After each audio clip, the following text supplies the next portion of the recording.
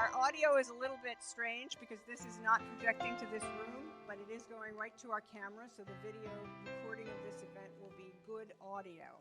As you know, it's hard to record in this room because of its high ceiling if you're just using ambient sound. So this is better, although it's bizarre because it's not making me louder for you guys. Anyway, I'm Diane Wildman. I'm so pleased to welcome you here today and really humbled to be in the company of our superior curator, Eve Potts. Yay. Eve Potts is a bit of a miracle in this story because the magic that came together, first in her own mind of realizing what she had in front of her, just raised that book for the group. And do you know what this is? The New Yorker covers by Westport artists. Wow. 761.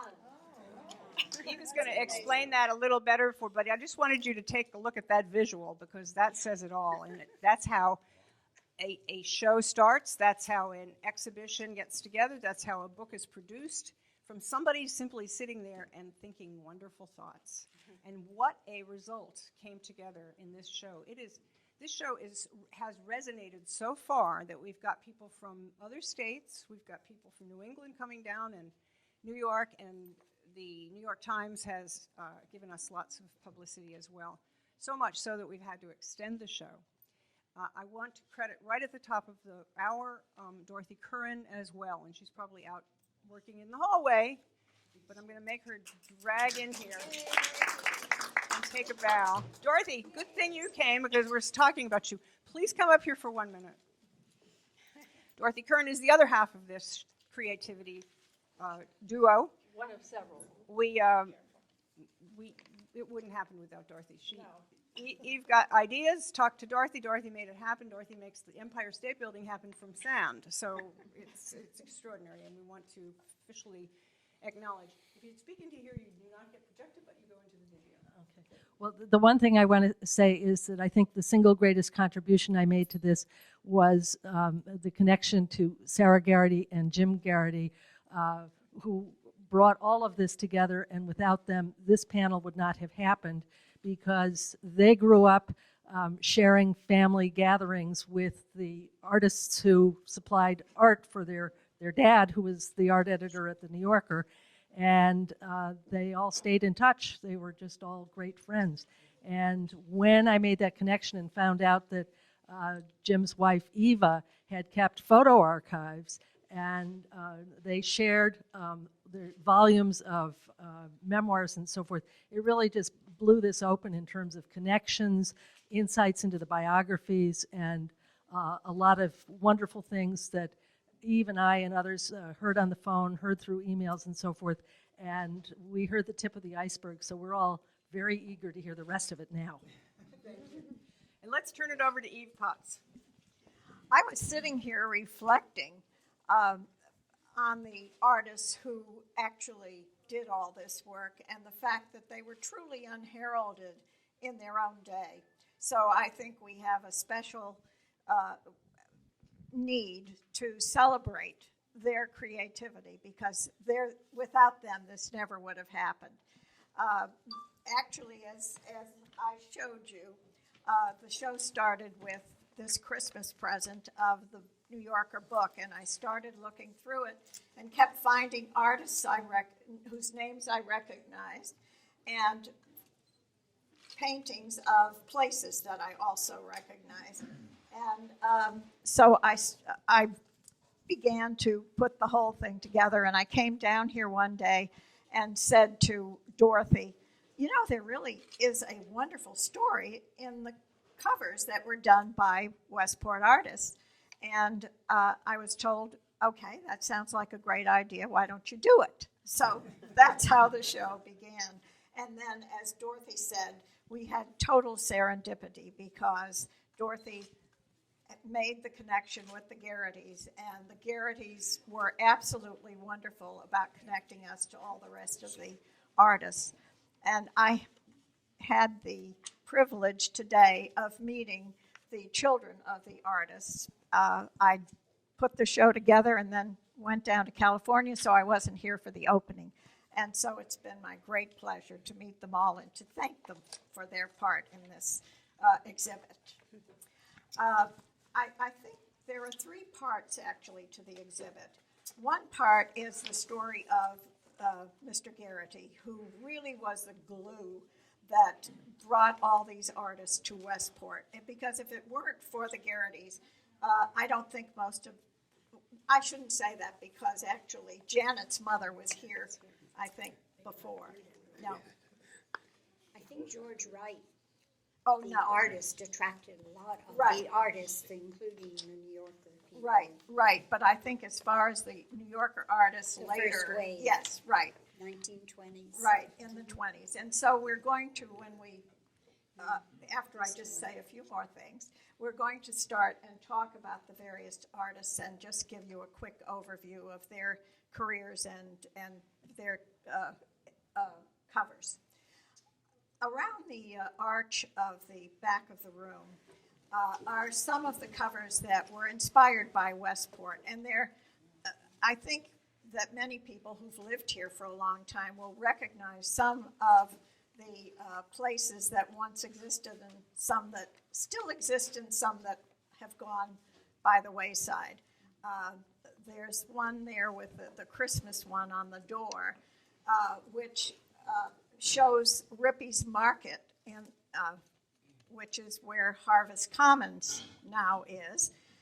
And the woman with the Christmas tree is riding her bicycle away from the old Rippey's Farm Market.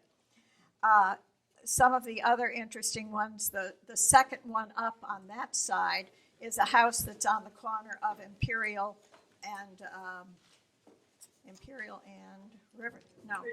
Bridge Street, which still stands. If you look at it from the front, it still looks just exactly like it did in that painting. Some of the other, there's another wonderful panel over on the door behind this screen, which shows the maple tree that was in Edna Ike's backyard, or front yard, I should say, and she used it in several covers. And this fall, one of our committee members went and took a picture of the tree as it is today. So the tree still stands. So there are wonderful things like that that are fun to look at and to appreciate. So we're going to start with the early New Yorker covers. Garrett Price was one of the early artists, and another one was James Doherty, two very local artists who did very early covers in Art Deco style.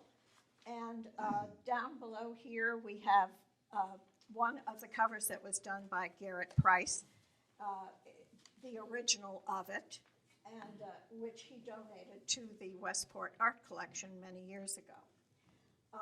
And this is the one by James Doherty, who was a very famous local artist and who did murals and lots of book paintings and things like that, illustrations.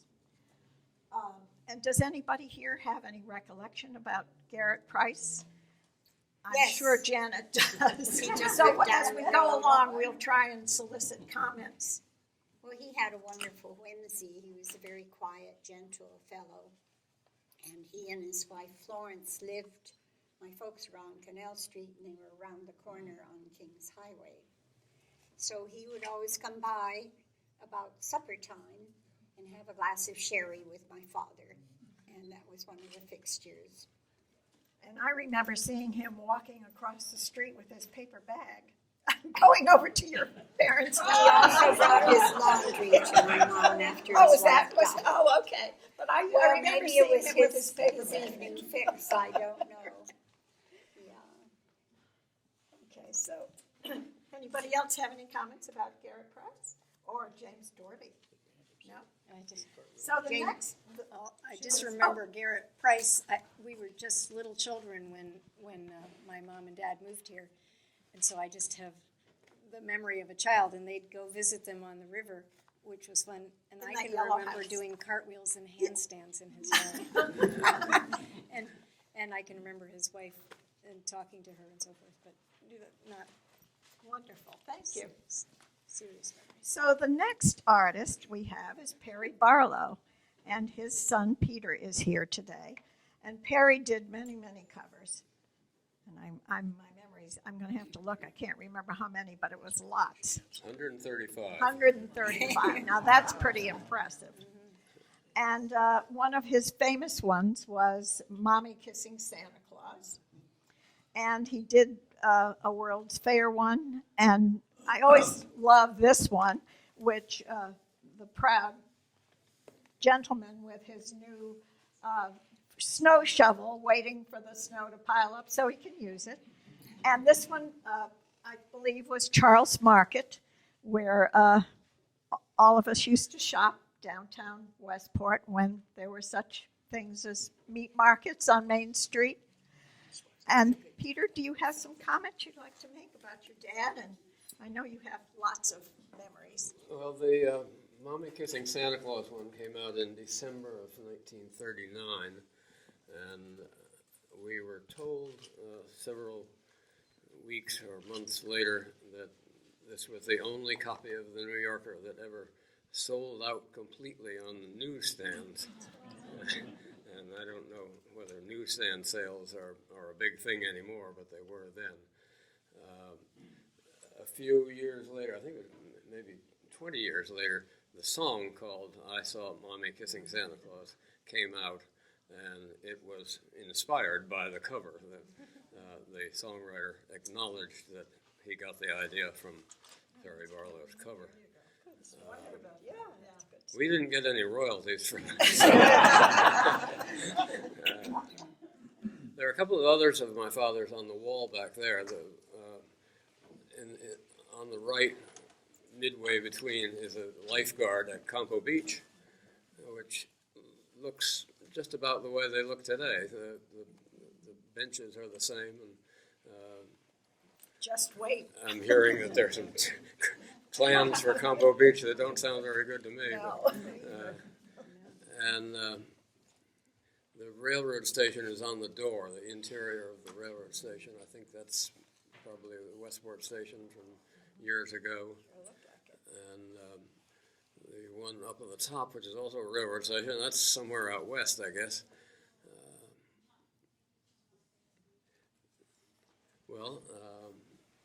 Peter, did you talk to your dad about the Santa Claus cover, or I mean, do you know what that cover meant to him to have the ability? This little girl's eyes is why that's is that a perfect illustration of a statement? Well, there's a sort of it was eyebrow raising in those days for a mother to kiss any other man, let alone a Santa Claus.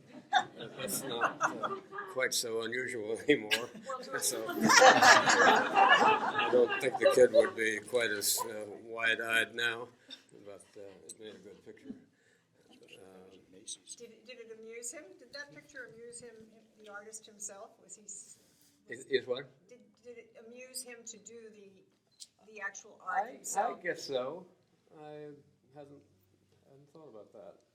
It just looks like fun to have drawn it. Yeah, I think the color is in the real cover is a little brighter than this. It looks a little subdued. We had the original for a long time, and it faded. The red completely faded out of the picture, and a collector later on bought it even with the red gone. He paid $3,000 for it. I haven't. Most of my father's covers and cartoons he gave to the Library of Congress before he died, and didn't tell the family that he was doing that. We were really quite disappointed, and his rationale was that he didn't think anybody cared, and that was not so good. And he never took any kind of I'm not sure whether he got a big tax deduction. Richard Nixon got a huge tax deduction at that time, and I think my father took some pride in not claiming any money. But I've had a collector came to called me one time who bought a number of covers that I did have, and I told him that the Library of Congress had them, and he telephoned. This was a Hollywood movie producer. He telephoned the Library of Congress, and somebody there said, "Call back in 5 years. We haven't taken that stuff out of the boxes yet." So they get a lot of stuff. Peter, can you tell us a little about how your dad worked? Let's see. You know, you said he did lots of sketches and they were all over the floor, and Well, it wasn't just one, he didn't sit down and do it and that was it. he did a lot of variations on an idea, and my mother did that in her work too. She did portraits, and when she had an assignment to do a portrait of a child, she did about 3 or 4 of them before she found one she liked. My parents had both worked at home. I grew up with parents at home. I didn't realize that was unusual until I was much older. They each had a studio in our house. My mother had a big studio in the main house that had a big artist's north window, and my father had a separate building off the house for his studio. But they worked on the covers that they did together on the dining room table on Sundays. And I should mention that the reason my mother helped him with the covers was he was partially colorblind, and he did not see the colors quite the way everybody else presumably sees them. He would see different colors. Some yellow-green looked red to him, but he had to like the colors that he saw, and so my mother would do the colors, and sometimes she would hand him the brush with the color, and he would dabble it on. Sometimes she would paint it. He was quite fussy about how the color was applied and what the colors were. And anyway, they worked on the dining room table on Sundays because the work had to be into the New Yorker on West 43rd Street on Tuesday morning. And so they worked right up to a deadline. On Monday morning, they would wrap the cover and take it to the post office and send it off special delivery.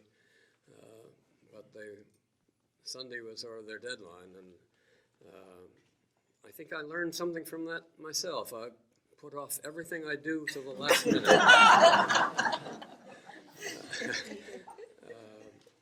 Later on, when my mother died in 1955, I colored some of the covers, and I found him kind of difficult to work with, and I suppose he found the same.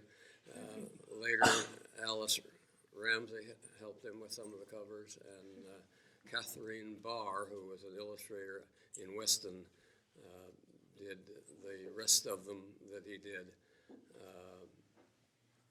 But most of the ones you see here, my mother colored. I'm just going to tell you one little story that goes with the Barlows, and that is that he mentioned his mother. His mother was the artist who drew the picture of the Gerber baby. And I understand that she was the next door neighbor's child, and I'm sure Janet and Peter can tell us more about that. But and she's still alive and living in Florida. So we had this wonderful time as we were putting the exhibit together, finding all these connections with various people. And as Dorothy will attest, we would be emailing and phoning and saying, guess what? We just found out. And so it made it a very fun project. And, oh, wait a minute. So the next artist that we have here is Alice Harvey, who was Janet's mother. And Janet has many, many tales to tell about her mom, which I've heard over the years, and I'm going to let Janet tell you about them now. Do you want to hold it? You want me to Well, hold it? forgive me, I had to write them all down, but anyhow, growing up under the umbrella of many New Yorker cartoonists was a privilege that I took for granted for much of my youth. Looking back, what a privilege. My mother, Alice Harvey Ramsey, contributed to this stable of cartoonists for many years and happily cited the moment when she first submitted to a New Humor magazine founded in 1925. The New Yorker. The infamous Harold Ross called out to the humor editor, "Garrity, get in here. This kid's got the stuff." My mother used to recite that frequently. My mother, along with Helen Hokinson, Perry Barlow, and his wife Dorothy Hope Smith of Gerber Baby fame, and a close friend, Garrett Price, another cartoonist, all hailed from the Chicago Art Institute, thence wending their way to the New York metropolis and on to Westport's emerging artists' colony. Alice Harvey's early years in Chicago were spent doing fashion illustration and a comic strip in the Chicago Tribune, which slyly divulged racing tips of the day. She worked her way through art school playing piano for dances, and when she arrived in New York, she roomed at the Smith Club before sharing an apartment with friends in the West Village. At one of the dances, she met Charlie Ramsey, a young Cornell engineer turned advertising copywriter, and they danced their way into marriage. Alice was spunky and had her principles. She advised her children to stand up on their own hind legs. That image always intrigued me. She preferred to use her own ideas and observations over those proffered by idea professionals. She was blacklisted for a number of years by Harold Ross because she refused to illustrate a cartoon of a shady nature. Her shadiest one was a cartoon of two young lovers being observed by two older women. It reads, "They're discussing sex, aren't they cute?" In the late 1930s, Alice also provided a Sunday comic series for King Features, Sister Susie. It reflected family humor, and I had the pleasure of coloring in the proofs that were sent to her prior to publication. I remember as a youngster sitting curled up on a daybed in my mom's studio here in Westport, listening to the scratch of charcoal on her easel as she created cartoons and illustrations, and I was inhaling the fumes of the fixative she sprayed on her work to keep the charcoal from smudging. They're all shaking their heads. There was a profile of my mother against the north light window, working up a new idea, adding a little color, maybe for a New Yorker cover. In later life, she returned to painting under the tutelage of the late Sam Brown, a mentor to many Westport artists. These paintings are in private homes and in the Westport School collection, as well as the Westport Women's Club, where for many years she did portraits at the Yankee Doodle Fair.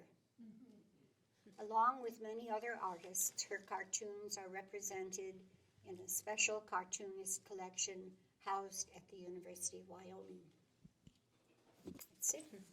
That's the question. Thank you, Janet. Does anybody have any questions for Janet? I said it all. What was that fixative? What was that fixative highlight? Well, you probably could get high on it the way the kids used to get think high so. on rubber cement. I think it's, oh, sorry. Yes. Eve, could I ask a question? Sure. Janet, a couple of years ago, I bought one of your mother's watercolors. Oh, It was yes. described to me as a house in Westport, and I wonder if it was your house. It's a white clapboard house, beautiful flowers, set a bit up on a hill. I think Katie's going to arrange for me to bring it to you. Oh, Good. wonderful. She did a lot of paintings later in It's a her life. beauty. It's great. Watercolor, And it's in, I have her original mat also, which is her original. Matt. mat. Oh, He's got a It's really nice. But anyway, we'll do that Wonderful. one day soon. it's kind of nice to have this trickle down. I think it's kind of interesting that the New Yorker was forward thinking enough to have these women on their staff, because those were days when women didn't have those kinds of opportunities, and they had to have been really unusually good artists and cartoonists, or they never would have made it. We all know that, right? And I love seeing everybody's head going that way when Janet talks about fixative and things that happen when you're painting. We should have had some to give a little atmosphere. Right, a little fixative to spray around. Oh, Dorothy. Before we leave this section of the chronology, all of these artists, Garrett Price and the Barlows, Helen Hokinson, your mother, they were all Art Institute of Chicago. James Doherty was not, but he was part of the group. Can you comment a little bit about that, or how he fit in or didn't fit in? I know he lived up in Weston after he moved here for a bit. Well, he was greatly admired by all the artists, I think, even when he went into abstracts.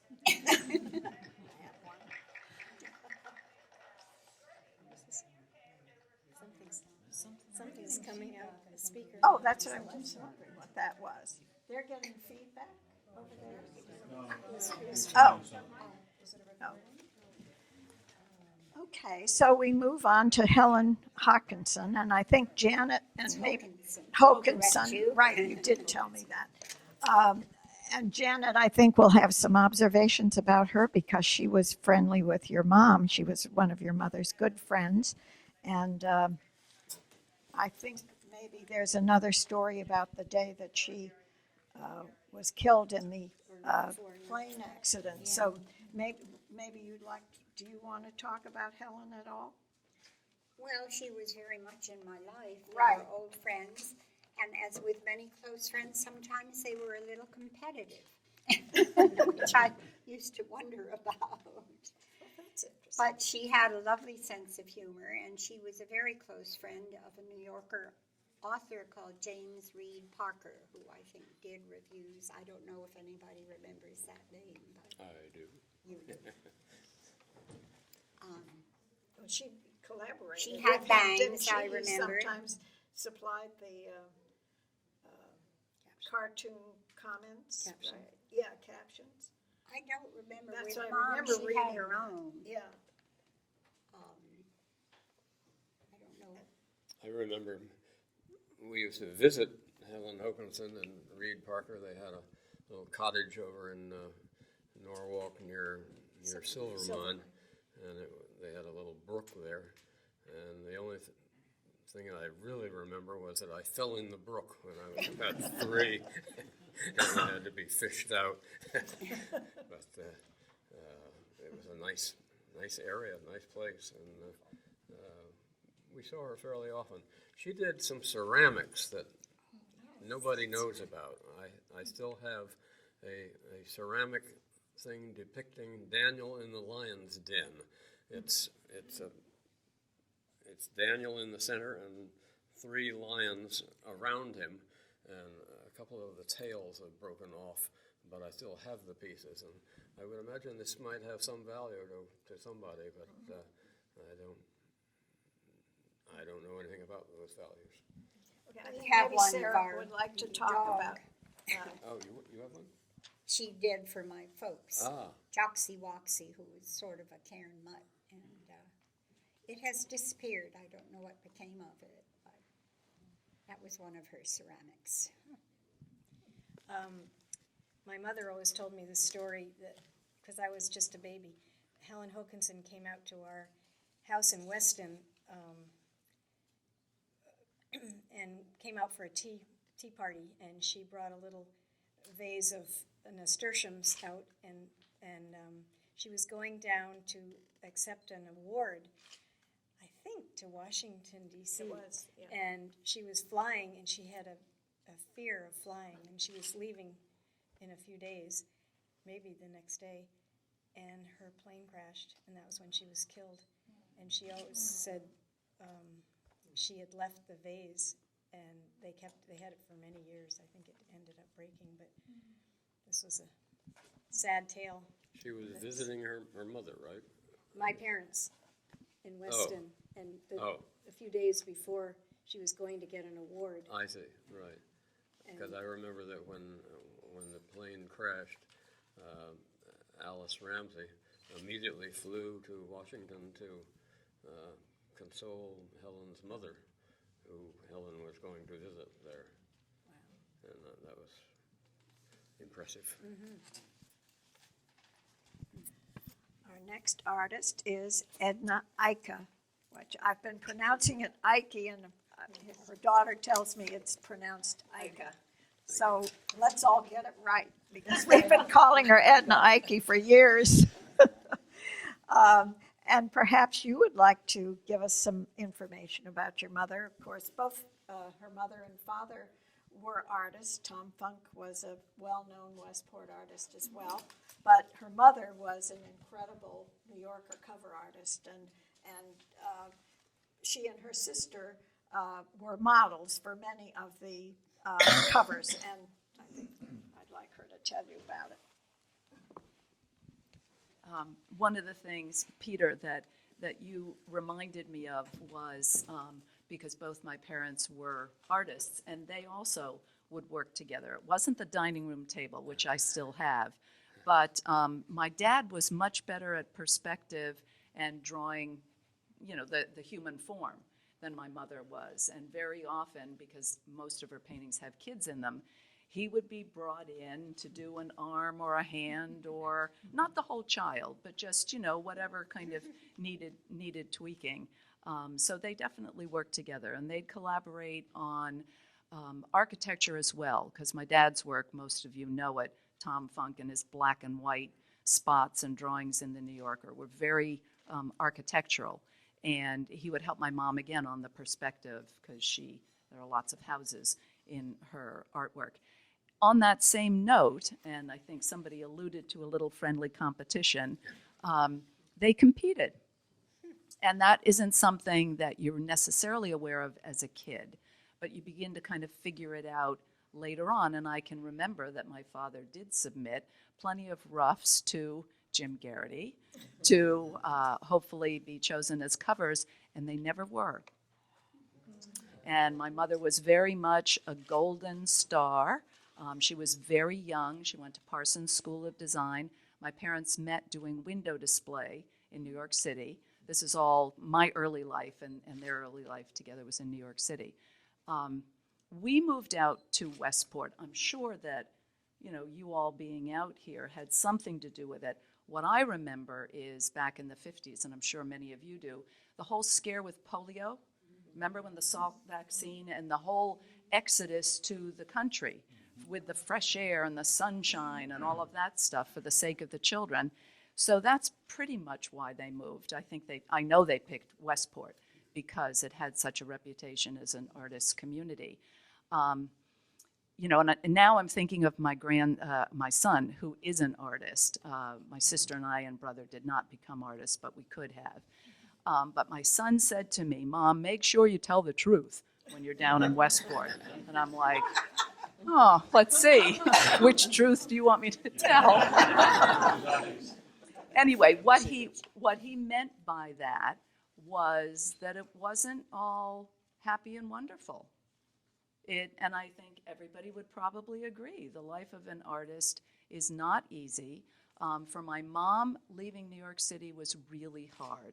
Moving to Westport was incredibly difficult for her. She was a New Yorker through and through. They struggled with at one point wanting to move back, but by then the real estate was completely unattainable. So they did lots of commuting, and I do have memories of being taken with either one of them to the New Yorker. I know that your dad was in a separate office. That I remember, because it would be kind of referred to, and they'd disappear, and then they'd come back out. And I think I was entertained with, some poor person who was sharpening pencils, probably had to babysit me. Miss Terry. There was lots of... Art room and little, studio cubbies Yes. that people could use to work on work. And then there was the art office where Barbara Nichols, in the end, ran the show, kind of.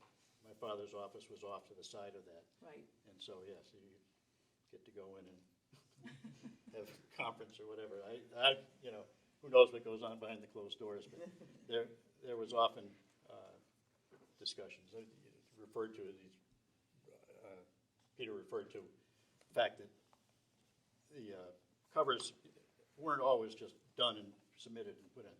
They were many iterations of an idea. Covers weren't, there weren't any unsolicited covers. These covers all had a theme that they decided we need to cover for this or that, and someone would say, you know, they were kind of handed out to people for ideas, and it was an iterative process, and that was what the art editor did, was he decided this needs something, you know, it had to meet certain criteria, and sometimes there was contention. You know, if anyone's read Leo Renz's book, The Right. History of the New Yorker, it gives an excellent view of how things worked in the office, and it was I found it enlightening. I reread it recently, probably actually before the opening of this show. I've read it in the past. It's not something I read all the time, but it's enlightening if you're interested in knowing how it worked. I think he had a really good insight. I agree, and that's part of the, you know, the not so happy side, because I can remember very, very clearly my mom coming home, and she would take in what she called roughs, which were, well, they were rough. They were, you know, kind of first and second drafts of things, but they also would be very finished. I mean, they'd be, you know, this is going to be the last time you're going to see this one, and, you know, it would come back out. There would be, and you're absolutely right, because your dad had a very specific idea in mind. I think I put in my notes that are, you know, up by my mom's paintings. One of them was very controversial because she had a black woman in as the maid. That had to go. There was another one where I had a sparkler. I was sitting on a porch holding a sparkler, and of course that was rather dangerous. As one of my friends said, "Weren't you ever supervised?"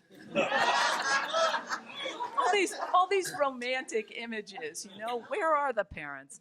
But that was changed to an American flag. And that was very, you know, your dad was very savvy in terms of the readership of the covers. Anyway, so there's a little bit of, that's what my son meant by some of the truth of it. Let's see, what else? Along with the fixative was definitely the rubber cement, the casein paint. But you know, to this day, I am most happy in a studio, in an artist studio. My own little sanctuary up in Maine is much more like a studio than it is a home. And both my parents worked at home also. When we were older, we were allowed in their studios, but when we were very young, absolutely not at all, not at all. It really was, and of course, when you're growing up and you can't have access to your parents, you know, that's a whole other thing that you spend therapy around, but of which we both have done plenty. But later on, my first job was washing my mother's paint trays when I came home from school, and it was just an incredible honor, to be that close to, you know, kind of this amazing thing. The one other thing that I'll say is, and I've only realized this as I have grown up, you know, as you grow up, you begin to become aware of the kind of like the historical times that your parents lived through and how that really did kind of have an influence. And we talked about several of the women who were New Yorker cover artists, but they were few and far between. And I know that it was much more than my mother could handle at 26, 27, 28. You know, I mean, we're still talking about how can women, you know, work full time, have kids, you know, kind of do it all. And that was a real kind of source of struggle, I believe, within herself, because her covers have so many kids in them. She loved being a mom, but she had a passion to do her artwork. And, you know, I remember that very vividly, very vividly. And I'm thrilled to be here and to see all of this. So thank you all.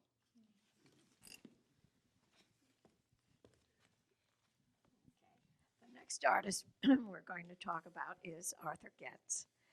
And his daughter is here, and she is going to give us some insights into his story. Thank you. My father, Arthur Getz, who I'm sitting underneath, very childlike of me, was actually the most prolific cover artist of the New Yorker magazine. He did the most in the 20th century. He did a total of 213 covers. Yeah, some sources say 210, but it is 213. Believe me, I've counted. I still have a lot of the covers at home. And he actually was a product of Pratt Institute, unlike some of the other cover artists. He graduated from Pratt in '36, and with friends, with other students who were friends of his, they began to submit to the New Yorker because it was one of the few publications taking work.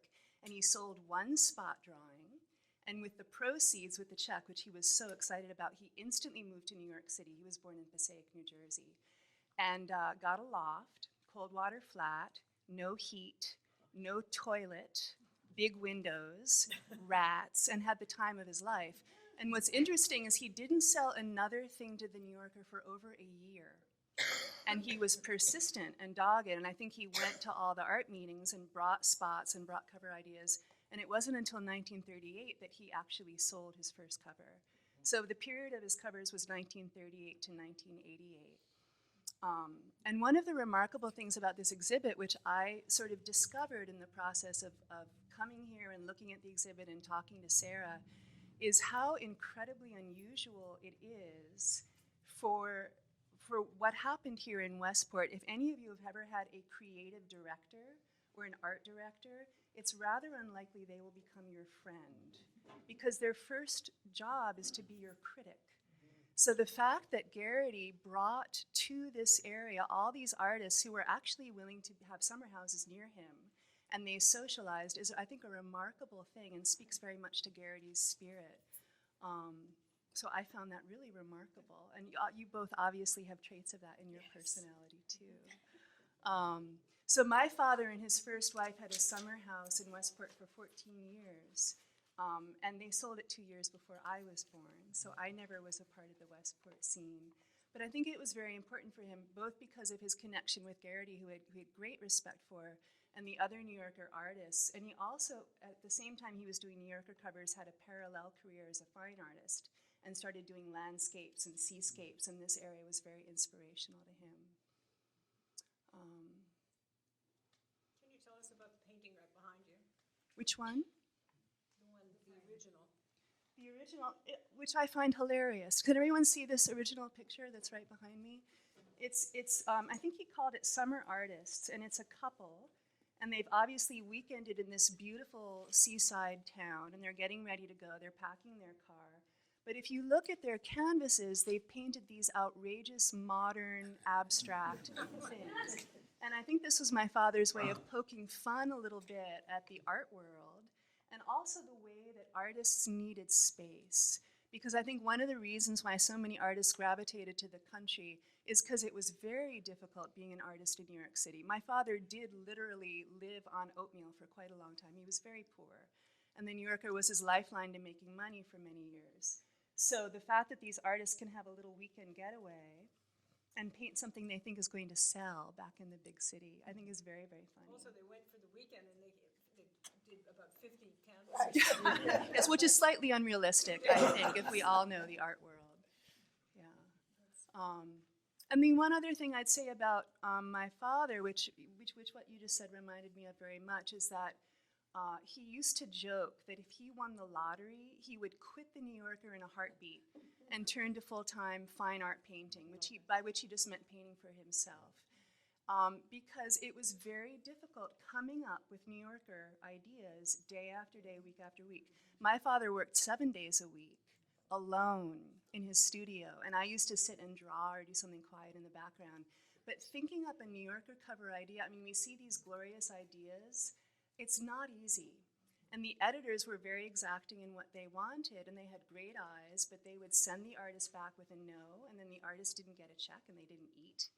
Or they would send the artist back with it, make this better. There was one cover my father did over 100 versions of, and I have them all. Yes. I mean, he was very dogged in his attempts to get them right. But the funny thing about his statement that he would quit the New Yorker if he won the lottery is he never played the lottery. And I think this might be true of all the kids, and even, the Garrity kids can relate to this too. There was something in the process of having to put out a magazine on a regular basis that had a cover and had cartoons, and it was always different and always fresh and original. It's an incredible creative challenge for everybody involved. And there was something about that challenge that really stimulated my father. So he griped about it, and he griped about the change in editorship, but I think he sort of secretly loved it too. So Did he ever do any canvas paintings other than covers? lots, He did. yes. And he had a parallel career. He actually exhibited work under his middle name Oh, he did? in the Oh, that's 1950s interesting. What was because the name? Kimmig. Oh, okay. Because it was thought there would be a bias against him as a New Yorker artist. He was already putting out a couple of covers a month. So it was at the Babcock Galleries in New York City. So I have many of those canvases and also many of his landscape canvases, both from this area, Campo Beach, and also he later moved north to Sharon, Connecticut, way up in the North Pole. I have many of his landscape. He had a fabulous eye for his blue and green paintings. There are a number of covers that he did that are really spectacular. Landscapes where he used blue and green in a way that I've never seen anybody else. I kind of picked that up too. I have a lot of blue I clothes. love those. I just love those.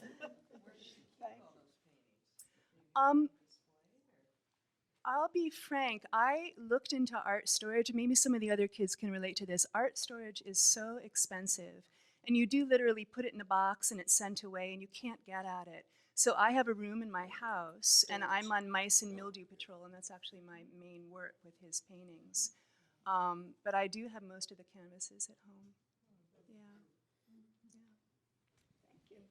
If I might offer one thing I don't think that surfaced is all us kids used to have to model for our parents. Oh, right. Hold that pose, I remember. Well, you talked about some of I think it was the violet cover there where the girls are sitting with the violets and the bridal cover, right? Those were two that. To this day, I can't stand the bridal cover.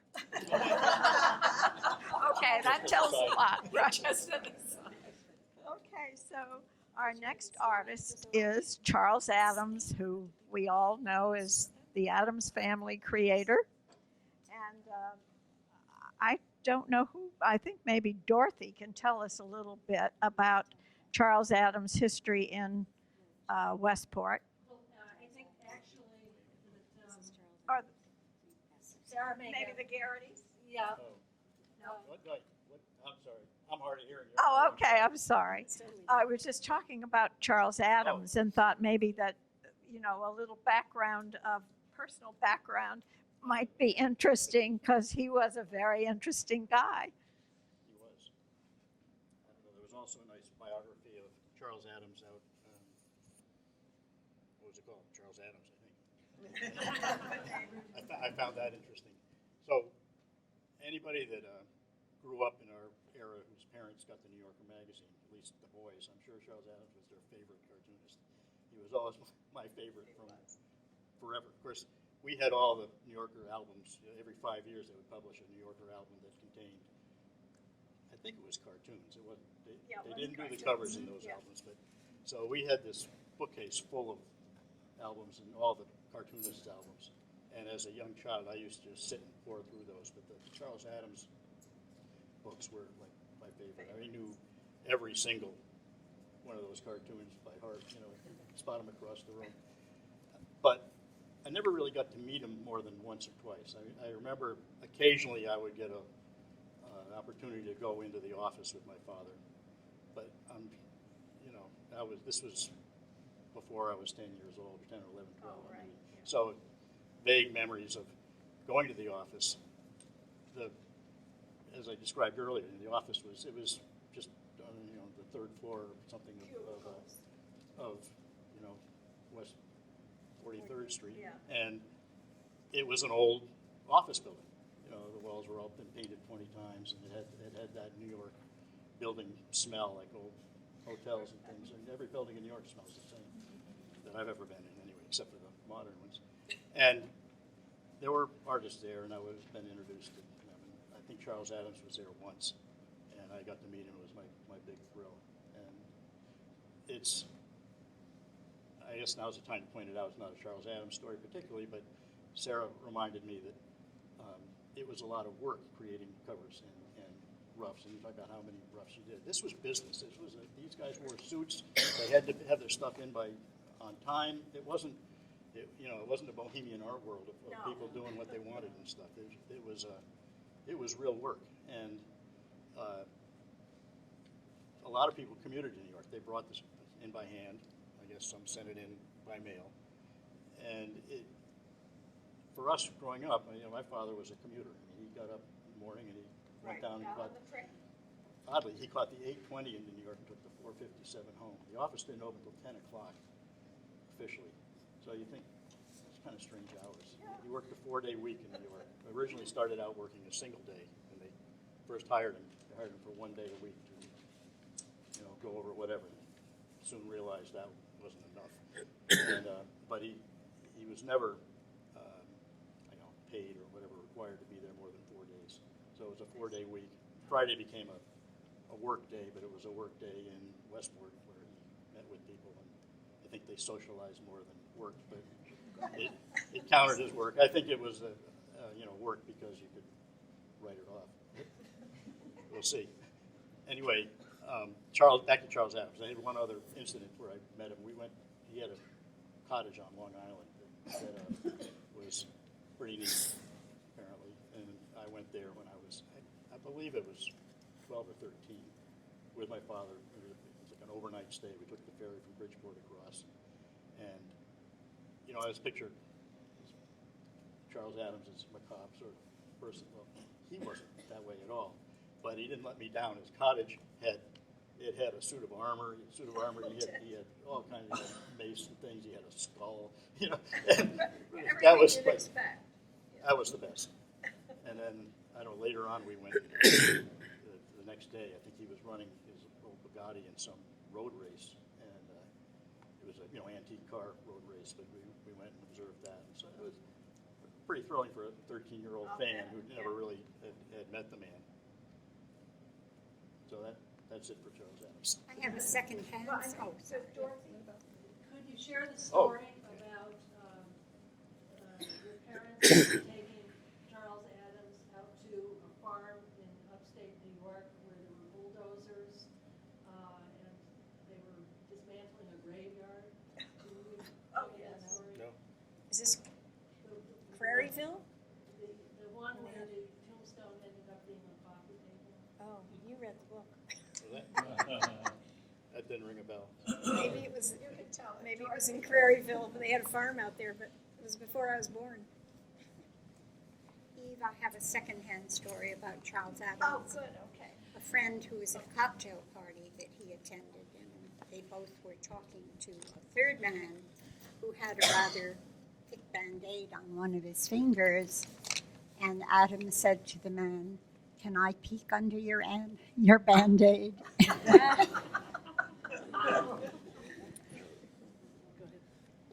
Suzanne had mentioned posing a lot for her father.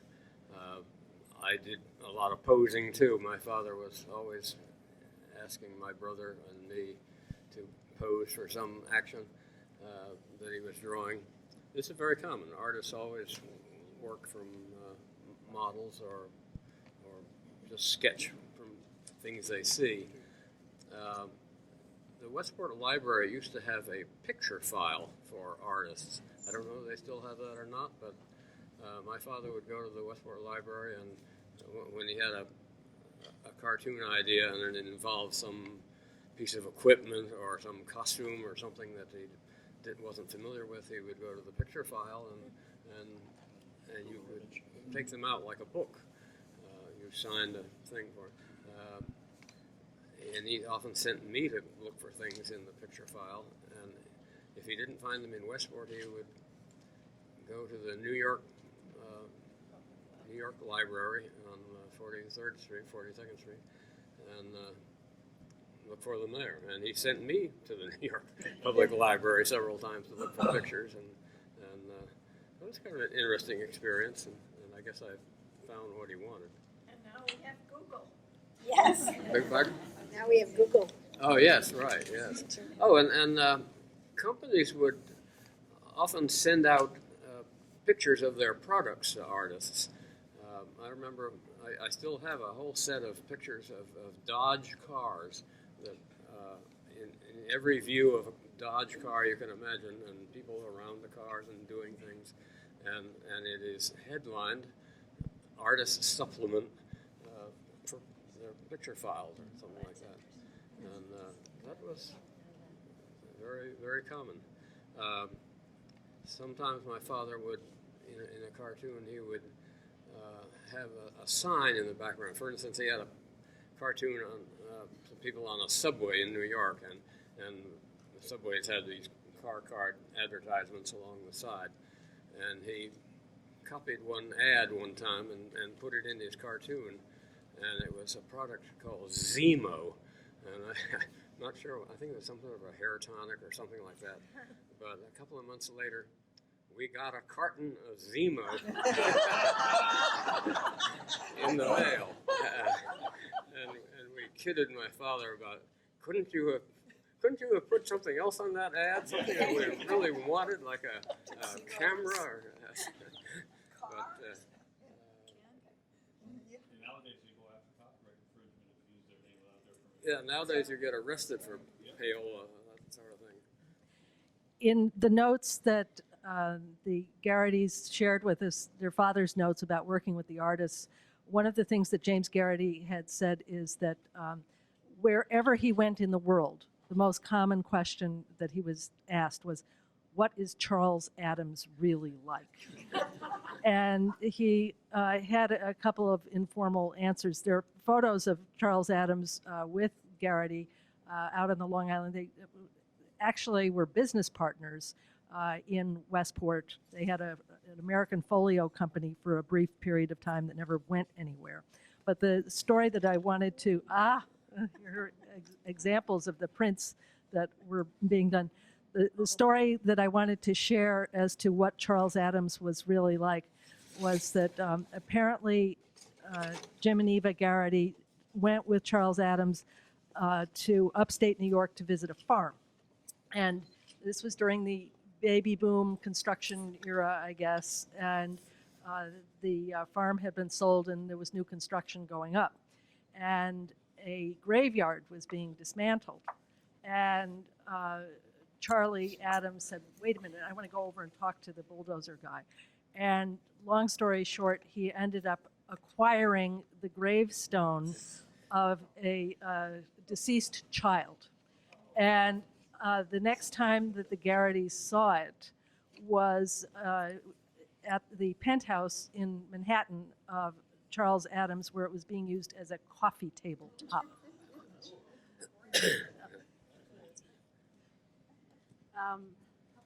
There's a picture underneath the picture of Charles Addams in the car of Charles Addams and his wife Barbara, who, if you can see it, she looks a lot like what's his Addams family woman's Morticia. She was supposedly his model for Morticia, and he did not want to have children, and she always wanted a child. Well, I don't know the story of what happened with their marriage, but I know that they did get divorced, and then she married John Hersey and had a daughter. So, John Hersey is in our other gallery, he's the writer who wrote the Hiroshima book. So, another little Westport inside story. I knew Barbara Hershey. I didn't know Barbara Addams. And well, They said both of them did look like Morticia. Yeah. She, with John Hersey, used to go to some of the dinner parties, and I can remember her at Whitney and Mitty Darrow's house when we'd have big buffet dinners, and I was a very shy, young, maybe 11, 12-year-old, and would sit there with my plate, and she would always come to me and squat down next to me and ask me about my life and school, and she was just a really loving person that made me feel worth while, and I really liked her, but I never knew Charles Adams.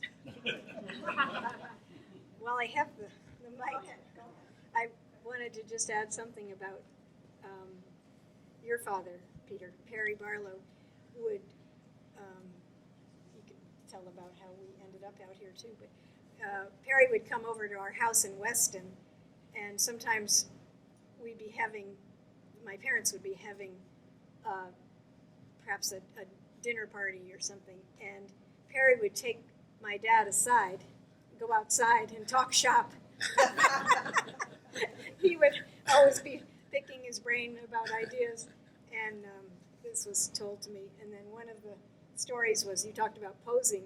They were working on an idea for a Thanksgiving cover, and apparently were stumped, and they used Jim, my brother Jimmy, for a model, and they had him peeking in our oven looking at a Thanksgiving turkey, and it turned out to be one of the covers. So It should be in there somewhere, Thanksgiving cover in, what, 48 or 49, 50, somewhere in there. very in the 50s. That was pre-memory. Yes, right. Suzanne was mentioning how difficult it was to sell to the New Yorker, and how you had to do things over and over. And my father had this problem all the time. He was constantly complaining about, oh, they're making me do all this work. And of course, it was Jim that was making them do the work because he was the art editor. But they got along fine as people, and Right. it was kind of wonderful. My father, when he first got the job back in 1939, and for the few years afterwards, there was a Tuesday art meeting when the artists, the ones that were on contract, would come in with their artwork, and he would have to take them in and discuss it and either buy them or tweak it, do this, do that, or say no. And my mother said that he would come home after art meeting Tuesday night and tell her he was going to quit the job because it made him sick to say no. And she was always nervous. And then my brother Jim was born in 1945. They were married. They'd been married many years before we were both born. And she said she never heard that comment again. I think eventually he had Frank Modell, who was another New Yorker artist, and sort of Frank took over for him when he was in the army. When I went Albert Frank, Hubble. who was that? Albert Hubble. Sorry. Good thing his boys aren't here. Boys here? No, good. I was trying to find him. I couldn't. But Frank Modell got assigned the task of doing, rejections. He would give him the job of telling people. I think, anyway, that's as I recall. It wasn't Albert Hubble, but it might have been. Yeah, Frank helped him. A little bit. I might have helped solve that problem. Does anybody have memories of Whitney Darrow? Because we don't have anybody. Oh, yes. Family here representing. Yeah, We spent. Go ahead. you go ahead. I'm sorry. We Did two covers, but about 1,500 cartoons for the New Yorker. And of course, this exhibit doesn't even touch on the cartoons. We're just concentrating on the covers. Maybe another time. He was prolific, and again, as I recall, he had a studio down by the bridge in Saugatuck where he didn't work out of his house, as far as I know. On Bridge Street, on the other Yeah, side of Bridge Street Bridge. Right. Down by the station. Yeah, But and then he eventually moved to Darien. Wilton. Wilton. But They lived in Wilton on, what was it? One of those rivers. the river. So because later they were the group of Saxon and Darrow and whoever else, roamed there, the bowling crew. But they used to socialize a lot. But we ended up going to the Darrows a lot as children. And I think sometimes it was a babysitting job. They'd drop us off and they had things to do. And it's too bad Linda couldn't be here. She was at the opening. That's her daughter, Linda, and she probably would have lots of insights into how things went. But I particularly like this Longshore. This is the little cemetery down in Longshore. And it says, spent not his life in idle play. So he's on. The next one Could I add a few more things about Whitney? Mitty, his wife, worked at the New Yorker too, and she worked on the About Town section, finding out the things that were going on. And one day, my dad and Whitney were going out for a drink, and they met Mitty in the hall, and he introduced Mitty to Whitney. The rest is history. They got married eventually, and then when my folks were out in Westport and Weston from 47 on, they came out to visit them and have dinner, I think probably in the early 50s, and look at houses in the area. And the first house they looked at in Wilton, they ended up buying. And it was a very unusual modern house, big cathedral ceiling and on the river. I can remember swimming in the river. And 50s kidney-shaped table in the living room, remember that, wrap-around couch, kind of very, very. yeah. Did they live on the Weston Road for a while? I don't know the road. It's the only house I remember. He did one cover, but he was a Westporter, and we found out some history about him, and who's going to talk about that? Well, he used to work for Disney. He was one of several people in Westport. They didn't all become New Yorker artists, but Claude Smith did, and Reginald Massey and Tom Armstrong, who was involved in this group but never did New Yorker art, all worked for Disney. And then he lived in our barn. We had a barn that had a studio apartment.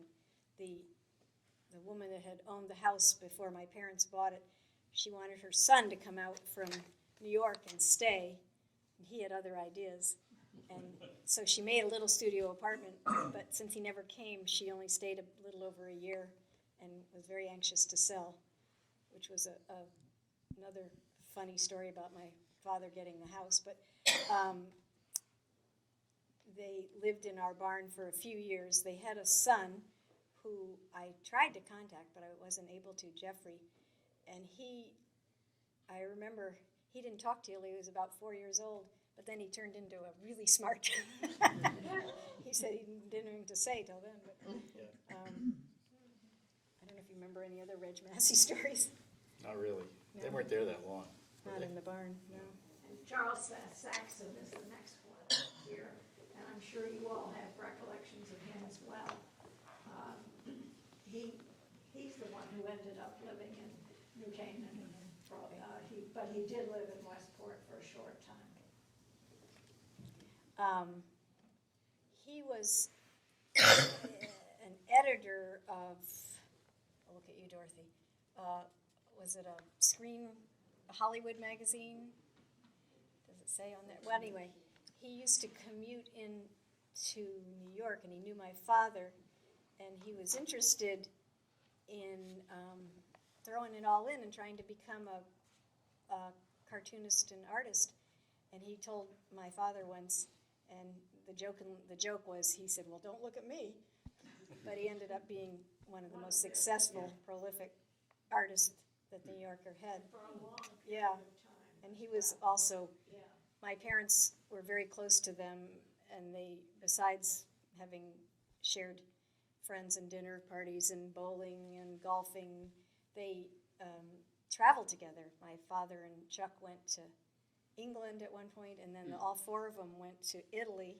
My father had been studying Italian Berlitz on the train to New York. He was determined. He loved Roman architecture and the popes, and he was very interested in ancient Italy. And he worked very hard at this. And then when they got to Italy, my mother said he couldn't understand a word. They spoke so quickly, and he lost his wallet, which she was really embarrassed by. But they had three children that we were friends with, and I talked to Peter Saxon, who lives in Florida, and he had hoped to be able to get up to this, and his mother, Nancy Saxon, is still alive, and so if he remembers. Well, we have a wonderful cartoon two here by Misha Richter. And is that how his name is pronounced? Yes. And I think this is one of the classics, one of my favorites. Would you like to comment on him? Do you remember him? There's a picture Members of of Misha him Richter. at your house. Yes.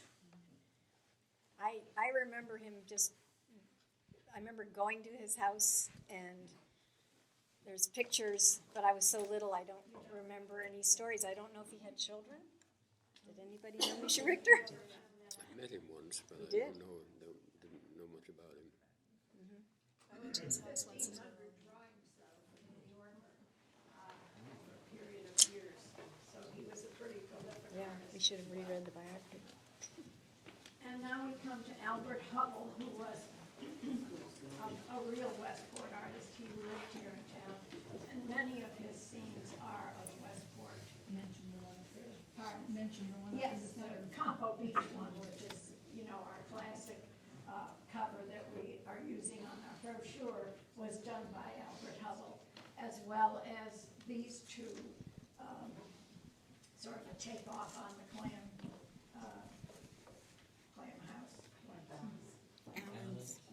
Allen's Clam House, couldn't remember. And another scene of, the street scene of the corner of Riverside Avenue. And, I did not know Albert Hubble, so I can't even comment on him, but he always, Albert Hubble, he was married to Dana Frayden's sister, Marion. They lived in New York for many years and, again, were friends. And during the war, my dad, in 1943, he went into the Army and was gone for 4 months at Camp Croft in South Carolina, where he was in officers training. And luckily, he turned 36. They sent them all home at that point, and they were going to call them back when they needed them. And he turned 36, and he went over the age limit and didn't have to go back. while he was gone, Albert Hubble took over the job, and when they came back, Ross didn't want to get in the middle of this, and so for a while they shared the job.